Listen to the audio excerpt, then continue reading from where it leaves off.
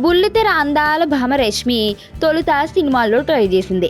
అయితే తాను చేసిన తొలి సినిమా డమాల్ మండంతో వెంటనే అవకాశాల వేటలో భాగంగా బుల్లితెరకు షిఫ్ట్ అయిపోయింది. ఇదిలా ఉంటే తన అందాల సోయిగాలతో పొట్టి పొట్టి బట్టలతో రష్మి కుర్రకారుకి కిర్రెక్కిచ్చింది. ఇక అదే క్రమంలో జబర్దస్త్ హీరో సుధీర్తో ప్రేమాయణం నడుపుతుంది అని, వారిద్దరి మధ్య ఏదో ఉందని, వాళ్ళు పబ్స్లో బయట కలిసి కనిపిస్తున్నారని చాలా గాసిప్స్ వచ్చాయి.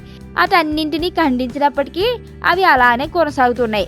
ఆ తర్వాత ఇండస్ట్రీలో అడుగుపెట్టి తొలి సినిమా గుంటూరు టాకీస్ హీరో సిద్ధార్థతో ఎఫ్ఐఆర్ నడిపినట్లు సైతం వార్తలు వచ్చాయి.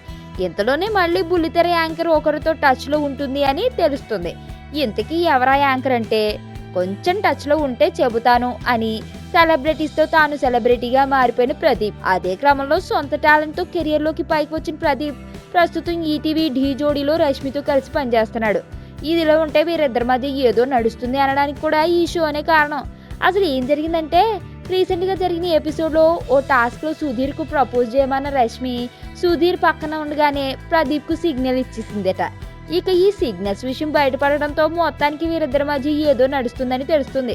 చూద్దాం మరి ఏం జరుగుతుందో. ప్రేమ అంటే బబ్లుగం లాంటిది. ఫస్ట్ తీయ ఉంటది, తర్వాత సప్పగా అవుతుంది.